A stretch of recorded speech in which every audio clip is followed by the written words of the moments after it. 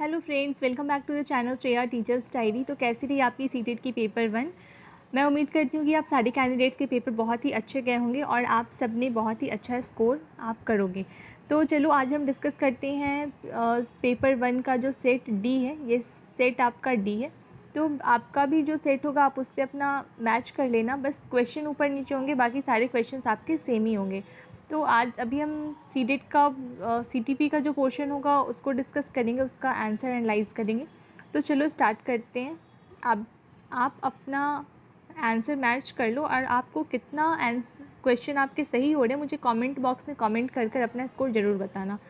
तो चलो स्टार्ट करते हैं। फर्स्ट क्वेश्चन है, लियो वाइगोत्स्की के अनुसार डैश बच्चों के संकल्पनात्मक योग्यताओं के विकास में महत्वपूर्ण भूमिका निभाते हैं। पहला है मानवृत्त पाठ्यक्रम, दूसरा है मूर्त पुरस्कार, तीसरा है सहकर्मी सहयोग, चौथा है सामाजिक अलगाव। तो इसका आंसर हो जाएगा सहकर्मी सहयोग, that is peer collaboration. Next question है क्वेश्चन 2, 4 वर्ष की अर्पणा कहती है कि एक बटन जिंदा है क्योंकि यह उसकी शर्ट को एक साथ बांधने में मदद करता है। जीन पियाजे के अनुसार उसकी सोच की विशेषता है। तो ये देखो, ये जीन पियाजे का एक क्वेश्चन आ गया। परिकल्पित निगमनात्मक चिंतन, पारगनात्मक तर्क, जीववादी चिंतन, केंद्रीयन। तो इसका जो आंसर हो जाएगा ये हो जाएगा एनिमिस्टिक थिंकिंग, क्योंकि ये यहाँ पर जीववादी चिंतन कर रही है। तो इसका आंसर थर्ड हो जाएगा। नेक्स्ट क्वेश्चन है, लियो वाइगोत्स्की के सिद्धांत के अनुसार आंतरिक वाक। तो इसका क्या हो जाएगा? फर्स्ट ऑप्शन है बच्चों के लिए अपनी सोच को नियंत्रण करने का एक तरीका। सेकंड है बच्चों के लिए एक काल्पनिक दोस्त के साथ संप्रेषण करने का एक तरीका। तीसरा संज्ञानात्मक अपरिपक्वता का प्रतीक है। विकासात्मक देरी का संकेत है। तो इसका जो राइट आंसर हो जाएगा वो हो जाएगा ऑप्शन फर्स्ट, डेट इज़ बच्चों के लिए अपनी सोच को नियंत्रण करने का एक तरीका है। नेक्स्ट क्वेश्चन है, हार्वर्ड गार्डनर के अनुसार एक दर्शन शास्त्री के पास डैश प्रकार की बुद्धि और मूर्तिकार के पास डैश प्रकार की बुद्धि की मात्रा अधिक होती है। तो इसका ऑप्शन देखो क्या हो जाएगा। इसका आंसर फोर्थ सही होगा। इसमें हो जाएगा इंट्रापर्सनल एंड स्पेशियल, अंतर्व्यक्तिक, दिव्य स्थान। तो ये फोर्थ आंसर इसका राइट हो जाएगा। नेक्स्ट क्वेश्चन फिफ्थ है, निम्नलिखित में से कौन सा विफलता के लिए आंतरिक आरोपण का एक उदाहरण है। पहला है मैं परीक्षा में फेल हो गया क्योंकि मेरे दोस्त ध्यान भटका रहे थे। यहाँ पे आपको क्वेश्चन पूछा आंतरिक आरोपण, आंतरिक मतलब इंटरनल, इंटरनल क्या हो सकता है। तो ये देखो आप आंसर से आपको समझ में आ जाएगा। नेक्स्ट है मुझे निम्न ग्रेड प्राप्त हुआ क्योंकि शिक्षक कठोर तरीके से आंकते हैं। थर्ड है मैं परीक्षा में फेल हो गया क्योंकि मैंने पर्याप्त पढ़ाई नहीं की। फोर्थ है शिक्षक के पक्षपाती होने के कारण मुझे अच्छे अंक नहीं मिले। तो इसका जो राइट आंसर हो जाएगा वो हो जाएगा आंसर थर्ड, मैं परीक्षा में फेल हो गया क्योंकि मैंने पर्याप्त पढ़ाई नहीं की, that is option 3। Next question 6 number question है, निम्नलिखित में से कौन सा ऐसे प्रश्न का उदाहरण है जिसमें विद्यार्थियों को अपनी सोच पर विचार करने की आवश्यकता होती है। पहला है कक्षा में की शुरुआत से क्रियाओं के उपयोग के बारे में आपकी समझ कैसे बदलती है। नेक्स्ट है वाक्य में संज्ञा और क्रिया के बीच क्या संबंध है। थर्ड है क्रिया की परिभाषा क्या है। फोर्थ है आप क्रिया को वर्तमान काल में कैसे बदल सकते हैं। तो इसका जो राइट आंसर होगा वो हो जाएगा ऑप्शन फोर्थ, आप क्रिया को वर्तमान काल में कैसे बदल सकते हैं। नेक्स्ट क्वेश्चन है क्वेश्चन नंबर 7। ये क्वेश्चन आपका देखो, ये अभिकथन और कारक पर बेस्ड है। निम्नलिखित कथनों को पढ़िए और सही विकल्प का चयन कीजिए। पहला है अभिकथन ए। तो अभिकथन कह रहा है कि बहुत कम उम्र में दुनिया भर की अधिकांश संस्कृतियों में लड़कियां गुड़िया को खेलने के रूप में चुनती हैं जबकि लड़के कारों के साथ खेलना पसंद करते हैं। बी इसका कारण बता रहा है रीज़न, बच्चे किसी विशेष संस्कृति की अपेक्षाओं के आधार पर एक लड़के या लड़की के लिए क्या उपयुक्त माना जाता है इसके बारे में जानकारी व्यवस्थित करते हैं और उसके अनुसार व्यवहार करते हैं। तो इसका फर्स्ट ऑप्शन है ए सही है परंतु आर गलत है। इसमें देखो इसका ऑप्शन इसका अभिकथन और कारण ये दोनों सही है। तो फर्स्ट ऑप्शन कह रहा है ए सही है परंतु आर गलत है। सेकंड कह रहा है ए और आर दोनों गलत है। थर्ड कह रहा है कि ए और आर दोनों सही है तथा आर ए की सही व्याख्या करता है। फोर्थ कह रहा है ए और आर सही है परंतु आर ए की सही व्याख्या नहीं करता है। तो उसका ऑप्शन हो जाएगा थर्ड, ए और आर दोनों सही है और आर ए की सही व्याख्या करता है। चलो नेक्स्ट क्वेश्चन भी इस पर ही बेस्ट है। नेक्स्ट है निम्नलिखित कथनों को पढ़िए तथा सही विकल्प का चयन कीजिए। अभिकथन कह रहा है कि शिक्षकों और साथियों जैसे अधिक जानकार अन्य लोगों के साथ बातचीत शिक्षार्थियों को उनकी समझ और कौशल विकसित करने में मदद करने के लिए आवश्यक समर्थन और मार्गदर्शन प्रदान कर सकती है। इसका रीज़न कह रहा है सामाजिक संपर्क सीखने और विकास का एक प्रमुख घटक है। तो इसका फर्स्ट ऑप्शन है ए सही है परंतु आर गलत है। सेकंड कह रहा है ए और आर दोनों सही है। थर्ड कह रहा है ए और आर दोनों सही है तथा आर ए का सही व्याख्या करता है। फोर्थ कह रहा है कि ए और आर दोनों सही है परंतु आर ए की सही व्याख्या नहीं करता है। तो इसका जो राइट आंसर हो जाएगा वो हो जाएगा ऑप्शन थर्ड, ए और आर दोनों सही है तथा आर ए की सही व्याख्या करता है। नेक्स्ट क्वेश्चन है क्वेश्चन नंबर 9। लियो वाइगोत्स्की के अनुसार फर्स्ट कह रहे हैं कि भाषा विकास संज्ञानात्मक विकास को सुगम बनाता है। सेकंड कह रहे हैं कि सामाजिक कारक भाषा विकास को प्रभावित करते हैं परंतु संज्ञानात्मक विकास को नहीं। थर्ड कह रहे हैं संज्ञानात्मक विकास भाषा विकास को सुगम बनाता है। फोर्थ कह रहे हैं भाषा विकास और संज्ञानात्मक विकास एक दूसरे से स्वतंत्र रूप से विकसित होते हैं। तो इसका जो राइट आंसर हो जाएगा वो हो जाएगा ऑप्शन फर्स्ट, भाषा विकास संज्ञानात्मक विकास को सुगम बनाता है। नेक्स्ट क्वेश्चन है क्वेश्चन नंबर 10। लॉरेंस कोहलबर्ग के नैतिक तर्क के किस स्तर पर बच्चे आमतौर पर मानते हैं कि लोगों को समाज की अपेक्षाओं पर खरा उतरना चाहिए और अच्छे तरीके से व्यवहार करना चाहिए? फर्स्ट ऑप्शन है पूर्व संक्रियात्मक स्तर, सेकंड है उत्तर संक्रियात्मक स्तर, थर्ड है पूर्व पारंपरिक स्तर, फोर्थ है पारंपरिक स्तर। तो इसका जो राइट ऑप्शन हो जाएगा वो हो जाएगा ऑप्शन फोर्थ, पारंपरिक स्तर, that is conventional level. Next question 11 है बच्चों में समस्या समाधान कौशल को बढ़ाने के लिए निम्नलिखित में से कौन सा प्रभावशाली तरीका है? उन्हें बुद्धि मंथन करने और सहज अनुमान लगाने का अवसर देना, स्वतंत्र चिंतन को उत्साहित करना और घोषणात्मक ज्ञान पर केंद्रित करना। थर्ड है कठिन समस्याओं से बचने के लिए उन्हें प्रोत्साहित करना। फोर्थ है उन्हें समस्याओं का तैयार समाधान उपलब्ध कराना। तो इसका जो राइट आंसर है वो हो जाएगा ऑप्शन फर्स्ट, उन्हें बुद्धि मंथन करना और सहज अनुमान के लिए अवसर देना। ये इसका राइट आंसर हो जाएगा। नेक्स्ट क्वेश्चन है अनुभवात्मक अधिगम किस पर बल देता है? फर्स्ट है एक प्रक्रिया के बजाय अधिगम को एक उत्पादन के रूप में देखने पर। सेकंड है बच्चों के अधिगम पर शिक्षक के नियंत्रण पर। थर्ड है सीखने में पुनर्बलन की भूमिका पर। फोर्थ है आलोचनात्मक प्रतिबिंबन के महत्व पर। इसका राइट आंसर हो जाएगा फोर्थ, आलोचनात्मक प्रतिबिंबन के महत्व पर। नेक्स्ट क्वेश्चन है क्वेश्चन नंबर 13। निम्नलिखित कथनों को पढ़िए तथा सही विकल्प का चयन कीजिए। अभिकथन कह रहा है कि शिक्षकों को सार्थक वातावरण बनाना चाहिए जिसमें सभी बच्चों की सक्रिय भागीदारी और संलग्नता हो। सेकंड इसका रीज़न कह रहा है कि सभी बच्चे आंतरिक रूप से सीखने के लिए प्रेरित होते हैं और सीखने में सक्षम होते हैं। इसका जो दोनों ऑप्शन है दोनों इसका सही है। तो इसका चलो ऑप्शन देखते हैं क्या हो जाएगा। ऑप्शन फर्स्ट कह रहा है कि ए सही है परंतु आर गलत है, ये नहीं होगा। नेक्स्ट कह रहा है ए और आर दोनों गलत है, ये भी नहीं होगा। थर्ड कह रहा है ए और आर दोनों सही है तथा आर ए की सही व्याख्या करता है, तो इसका आंसर हो जाएगा थर्ड। फोर्थ भी नहीं होगा क्योंकि फोर्थ कह रहा है कि आर ए की सही व्याख्या नहीं करता है। नेक्स्ट है निम्नलिखित में से कौन सा प्रक्रिया अधिगम के दौरान योगदान नहीं देती है? फर्स्ट है गैर प्रासंगिकरण, सेकेंड है संगठन, थर्ड है वर्गीकरण, फोर्थ है वैचारिकता। इसका जो राइट ऑप्शन हो जाएगा वो हो जाएगा गैर प्रासंगिकरण। नेक्स्ट क्वेश्चन देख लो क्वेश्चन नंबर 15। निम्नलिखित में से कौन सा स्थूल गतिक कौशल है? फर्स्ट ऑप्शन देखो ग्रॉस मोटर स्किल पूछ रहा है।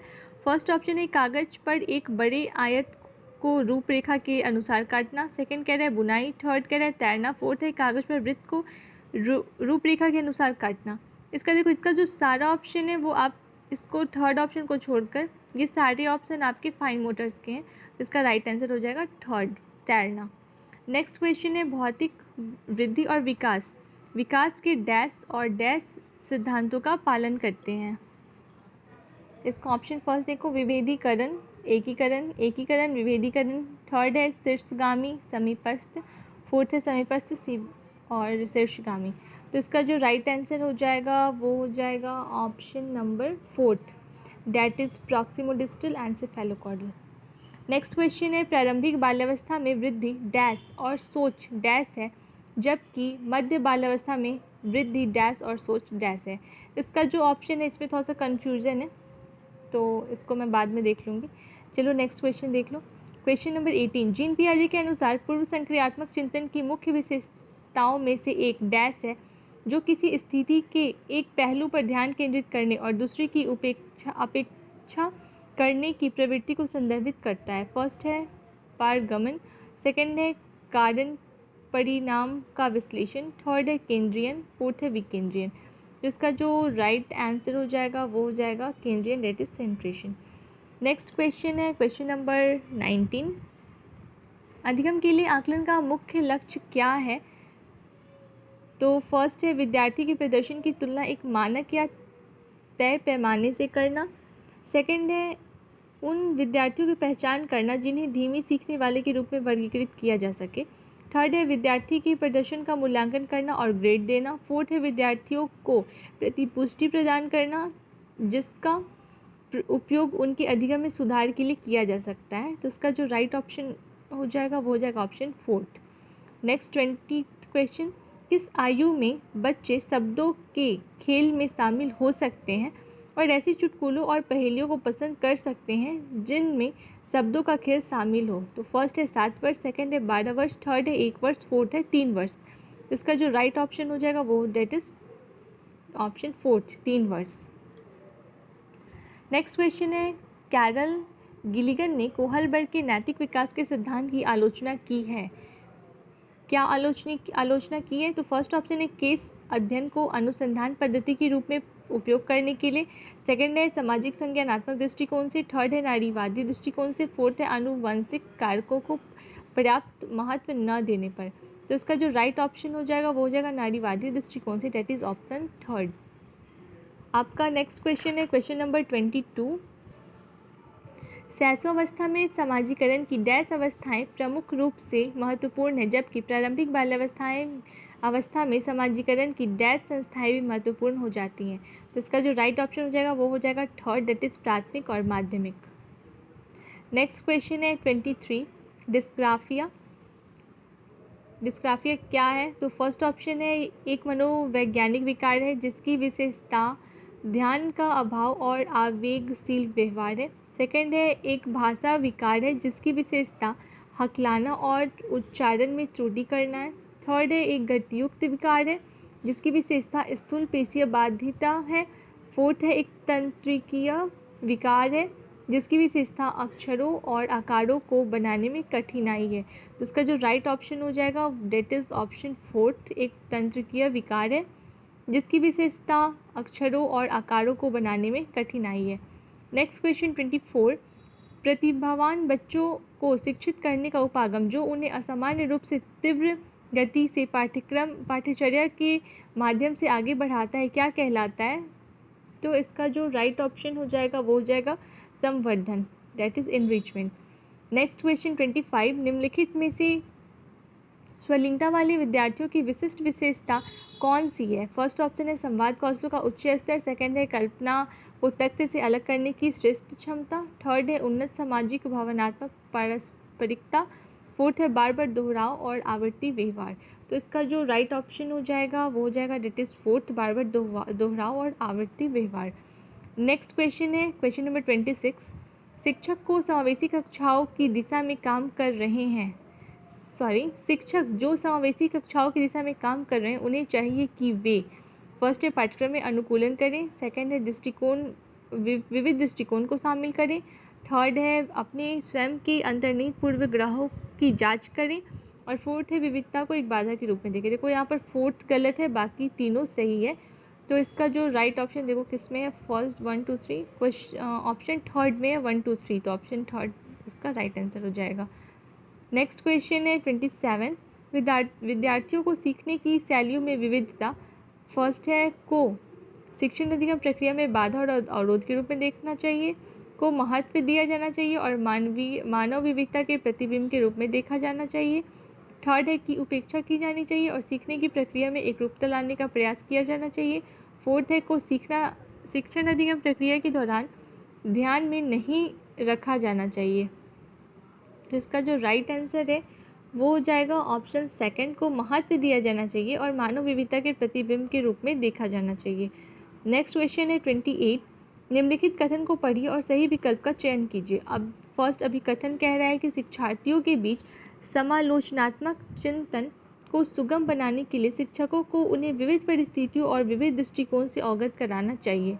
तो इसका रीज़न कह रहा है, जब विद्यार्थी विविध मतभेदों के बीच बातचीत में संलग्न होते हैं तो वे समालोचनात्मक और रचनात्मक रूप से सोचने की अपनी क्षमताओं को सीखते हैं और समृद्ध करते हैं।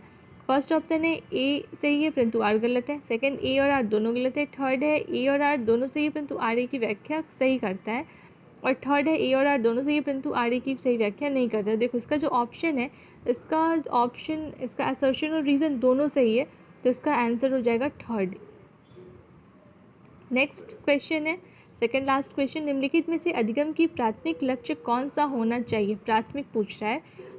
तो इसका जो फर्स्ट ऑप्शन है समालोचनात्मक चिंतन का विकास करना। सेकंड है तथ्यों को रटना। थर्ड है यंत्रवत याद करने के पूर्वाभ्यास में उत्कृष्ट बनना। फोर्थ है समकक्षों के साथ प्रतिस्पर्धा। तो इसका जो राइट आंसर है वो हो जाएगा समालोचनात्मक चिंतन का विकास करना। नेक्स्ट क्वेश्चन है, बच्चे सबसे प्रभावी ढंग से तब सीखते हैं यदि कोई अवधारणा फर्स्ट है तर्कसंगत से अनुभवजन्य की ओर बढ़ती है, सामान्य से विशिष्ट की ओर बढ़ती है। थर्ड है अमूर्त से मूर्त की ओर बढ़ती है। फोर्थ है जटिल से सरल की ओर बढ़ती है। उसका जो राइट आंसर हो जाएगा वो हो जाएगा सेकंड, दैट इज सामान्य से विशिष्ट की ओर बढ़ती है, जनरल टू स्पेसिफिक। तो ये था सीडीपी का 30 क्वेश्चन। अगर आप बोलोगे तो मैं और भी सारे क्वेश्चंस आपको करा दूँगी। तो आप सभी अपना आंसर चेक करो और स्कोर मुझे कमेंट बॉक्स में बताना कि आपको 30 में कितने मार्क्स आए। तो गाइज़ आपको all the best. Thank you.